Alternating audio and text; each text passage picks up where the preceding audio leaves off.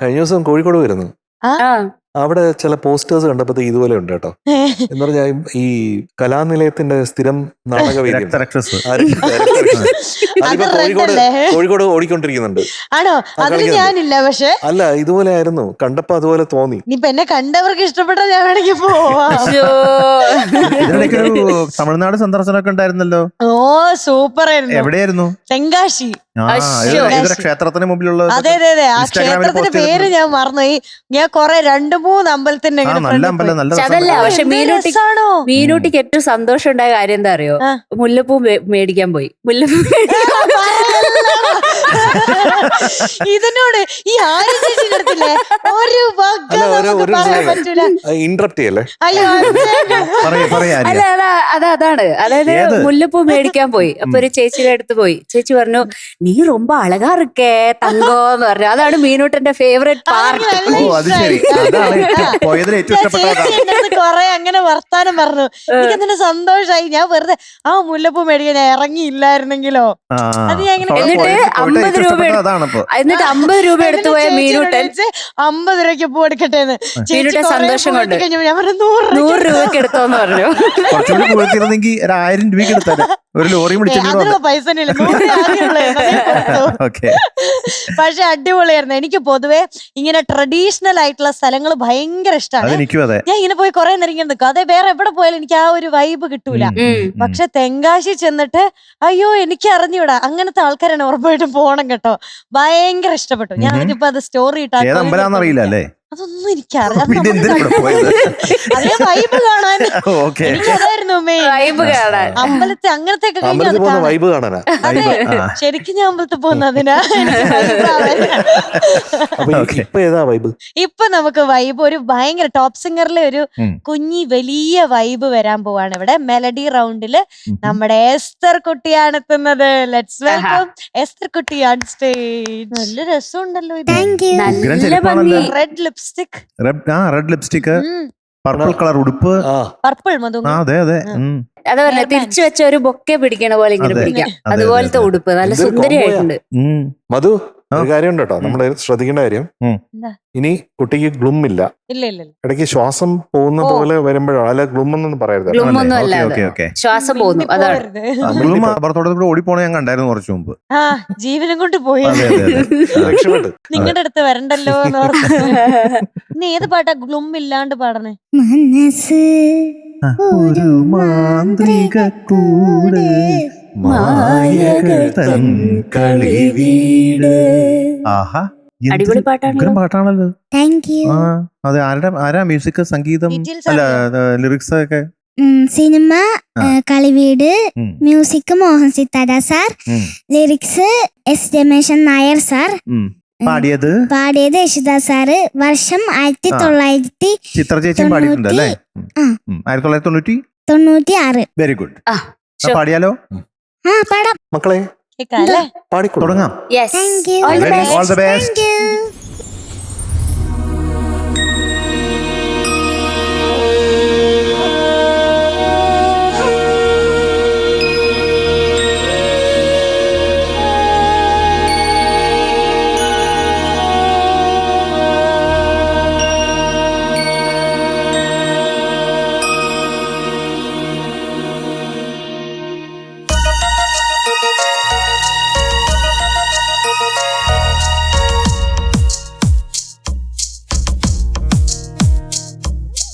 മനസ്സ് ഒരു മാന്ത്രിക കൂട്, മായകൾ തൻ കളിവീട്. മനസ്സ് ഒരു മാന്ത്രിക കൂട്, മായകൾ തൻ കളിവീട്. ഒരു നിമിഷം പല മോഹം അതിൽ വിരിയും ചിരിയോടെ.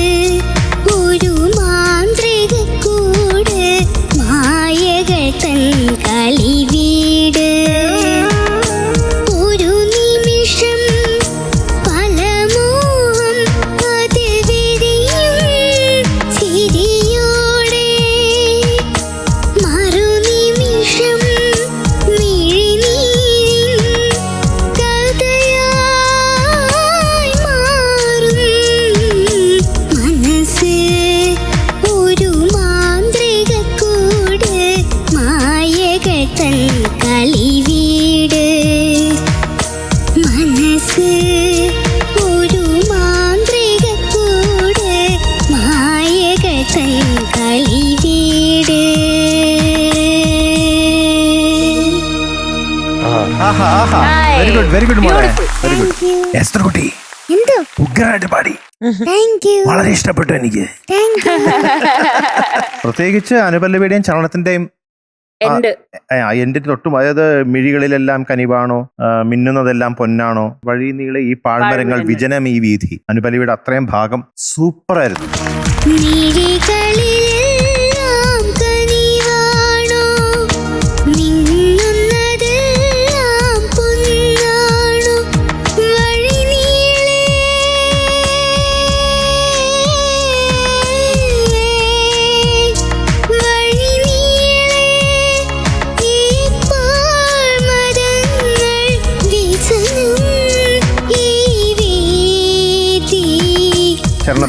വിളയുന്ന നെല്ലിൻ പതിരല്ലേ, വിളക്കിന്റെ ചോട്ടിൽ ചോട്ടിൽ നിഴലില്ലേ, അകലുന്നു ആ ദാഹമേഘം തുടരും ഈ ഗാനം. അത്രയും ഭാഗമുണ്ടല്ലോ ഈ രണ്ട് അനുപല്ലവിയുടെയും ചരണത്തിന്റെയും. എന്താ ഫീല് ഈ കുഞ്ഞു പ്രായത്തിൽ ഇത്രയും ഫീല് കൊടുക്കാൻ പറ്റുക, അത് ശരിക്കും അത് നാച്ചുറൽ ആയിട്ടാണ്, അത് ആർട്ടിഫിഷ്യലായിട്ട് ഒട്ടും തോന്നുന്നില്ല. അത് ജന്മനാ കിട്ടിയേക്കുന്ന ഒരു കഴിവാണത്. അത് നാച്ചുറൽ. അത് ആരെങ്ങനെയൊക്കെ ആരും പഠിപ്പിച്ചെന്നാണോ എങ്ങനെയൊക്കെ പാടാൻ? അല്ല, അത് നല്ലതായിട്ട് ഞാൻ പഠിച്ചിട്ടാണ്. ആണോ? നന്നായിട്ട് പഠിച്ചിട്ട് പാടുന്നതാണ്. എനിക്ക് കൊണ്ട് ഫീൽ കൊടുക്കാനൊക്കെ അറിയാം. ആണോ? ഓ, അത് ശരി. ഇപ്പൊ ഉണ്ടായ ഒരു സ്കില്ലല്ല. അറിയാവുന്ന ആരെ പഠിപ്പിച്ചു തന്നേ പാട്ട്? ഇത് ഇവിടുത്തെ ഗ്രൂമിങ് സാറൊക്കെ പഠിപ്പിച്ചു തന്നു. ഈ ഫീലൊക്കെ തന്നെ ഇടണല്ലേ? പിന്നെ പിന്നെ പിന്നെ എക്സ്പേർട്ട് അല്ലേ, പ്രൊഫഷണൽ അല്ലേ?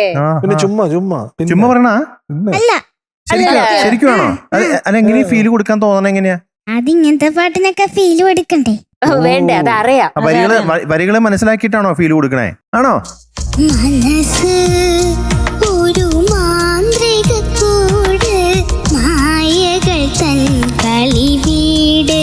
ശരിക്കും ഇത്രയും കുഞ്ഞു പ്രായത്തിൽ ഇങ്ങനെ ഒരു പാട്ടിന് ഫീൽ കൊടുക്കാന്ന് പറഞ്ഞാൽ ശരിക്കും അത്ഭുതമാണ്. ചില ഭാഗങ്ങളൊക്കെ പാടുന്ന കേൾക്കുമ്പോ കൊതിയാവുന്നു ശരിക്കും, സത്യത്തില് അസാധ്യം. അങ്ങനെ പാടാൻ എനിക്ക് കൊതിയാവുന്നു. എനിക്ക് പല്ലവിയില് മാത്രം ചെറിയ ചെറിയ മറുനിമിഷം മിഴിനീരിൻ കഥയായി മാറും. കഥ എന്ന് പറഞ്ഞേ, കഥയായി എന്നാ പാടണേ. കഥയായി മാറും. അതിന്റെ നോട്ടൊന്ന് പാടിയ മോള് പാടി. മറുനിമിഷം മിഴിനീരിൻ കഥ. കഥയായി. ആ നോടി പാടി. കഥയായി മാറും.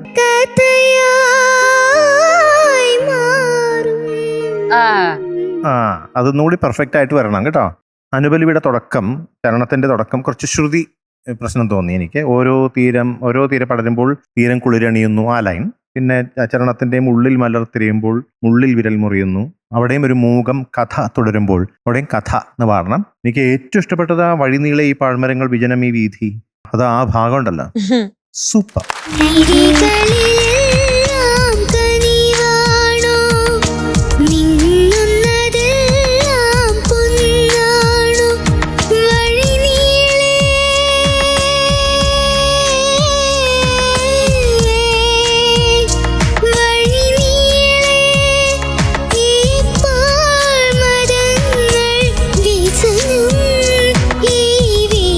ഓക്കെ, ആള് നിസ്സാരക്കാരിയല്ലോട്ടാ.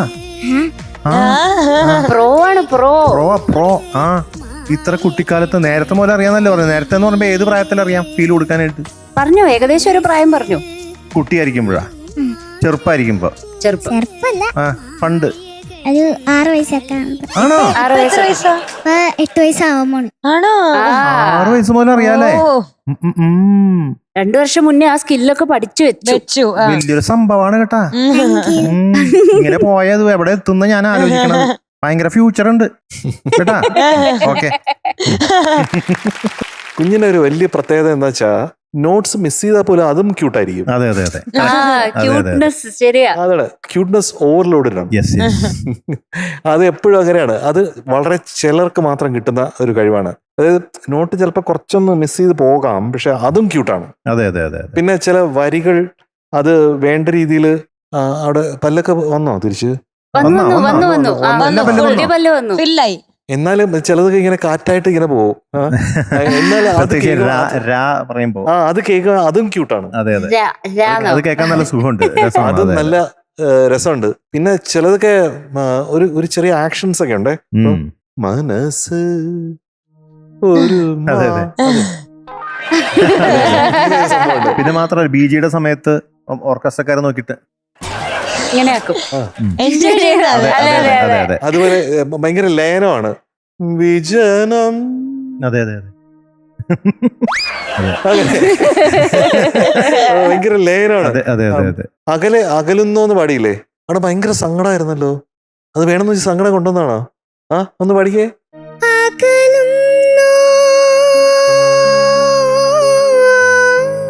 മുഖത്ത് എക്സ്പ്രഷൻ ഉണ്ടല്ലേ? കാര്യങ്ങളെല്ലാം നഷ്ടപ്പെട്ട ഒരാൾ പാടുന്ന പോലെ. ഇനി ഒന്നും കിട്ടാനില്ല, ഒരിക്കലും കിട്ടാനും പോകുന്നില്ല. വേറൊരു കാര്യം ശ്രദ്ധിച്ചോ? അകലുന്നു പാടാൻ പറഞ്ഞപ്പോ ആ അകലുന്നു മാത്രം പാടിയത്. അത്രയും ഭാഗം പാടിയപ്പോ തന്നെ ബുദ്ധിമുട്ടാ ഫീൽ കൊടുക്കാൻ. മുന്നേ ഒന്ന് പാടി വരാണ്ടല്ലേ. അതെ അതെ അതെ അതെ അതാ ലൈൻ. അതെങ്ങനെ പാടിയ?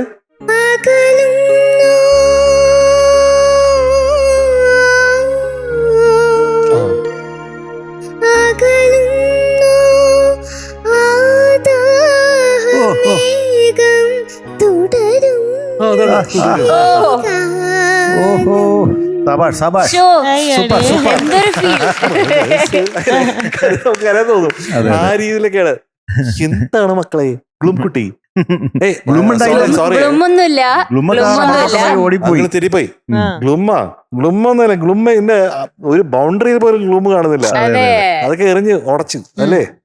അത് സൂപ്പറാണേ. അപ്പൊ മൊത്തം ഫീലായിരുന്നു, ഫീലിഫിക്കേഷൻ സവാഷായിരുന്നു കേട്ടോ. സൂപ്പറായി. എസ്തർ ബേബി എന്ത് ഫീൽ. എനിക്കും ഇത് തന്നെ പറയാനുള്ളൂ. എന്തൊരു ഫീലാണ്, എന്തൊരു ആ മുഖത്ത് ആ ഒരു എക്സ്പ്രഷൻ വരും. ആ എക്സ്പ്രഷന്റെ കൂടെ നല്ല സുന്ദരമായ പാട്ട് വരും. ആ ഫീൽ ഇങ്ങോട്ടേക്ക് വരും. അതിങ്ങനെ ഹൃദയത്തിൽ ഇങ്ങനെ തൊടും. അത്രയ്ക്ക് ഫീലായിരുന്നു. മിടുക്കിയായിട്ട് പാടി കണ്ടോ. ആ വോയിസ്, ആ ശബ്ദം എം.ജെ. സാർ പറഞ്ഞു. ഇതൊക്കെ എനിക്ക് പറയാനുള്ളൂ. ആ ഭയങ്കര ക്യൂട്ട് ശബ്ദം. ആ ക്യൂട്ട് ശബ്ദത്തില് ഇത്രയും ഫീല് കൊടുക്കാൻ പറ്റുന്ന പോലും നമ്മൾ വിചാരിക്കുന്നില്ല. ആ കുഞ്ഞാവേ അല്ലേ നമ്മുടെ. എന്നിട്ട് അത്രയും ഫീലും കൊടുത്ത് അത്രയും നന്നായി പാടുകയും ചെയ്ത് ആ മുഖത്തെ എക്സ്പ്രഷനും പോയോ ഒന്നും പറയാനില്ല. മിടുക്കി കേട്ടോ. മിടുക്കി. എനിക്കും ഈ പല്ലവിയിലും മിഴുനീരിൻ കഥയായി മാറും ആ ഭാഗത്ത് ചെറിയൊരു ക്ലാരിറ്റി. 2 പ്രാവശ്യം പാടിയപ്പോഴും അത് എസ്തർ ബേബിക്ക് അതിനുള്ള പ്രായമായി എന്ന് തോന്നിയില്ല പാടാൻ വേണ്ടിയിട്ട്.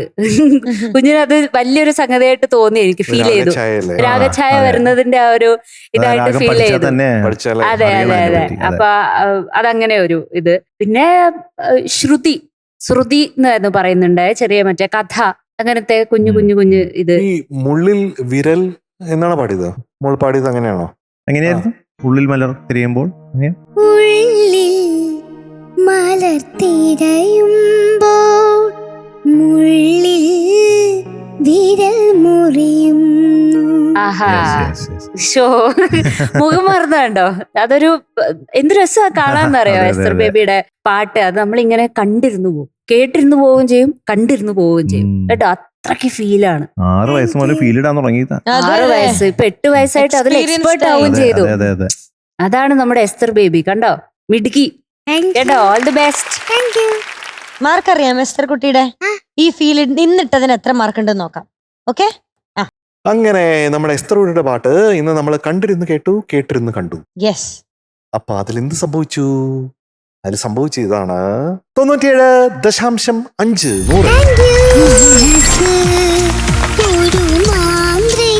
എസ്തർ കുട്ട ഓൾ ദി ബെസ്റ്റ് കേട്ടോ. Bye bye, Tata. ബൈ.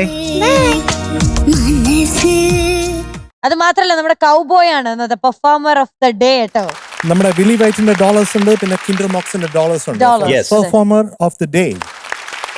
ഇതിൽ നല്ലൊരു ഷർട്ട് ഉണ്ട് കേട്ടോ. ഒരു കിടിലൻ ഉടുപ്പുണ്ട് കിൻഡർ മോക്സിന്റെ. അതിട്ടുകൊണ്ട് വരണേ അടുത്ത പ്രാവശ്യം. ഓക്കെ.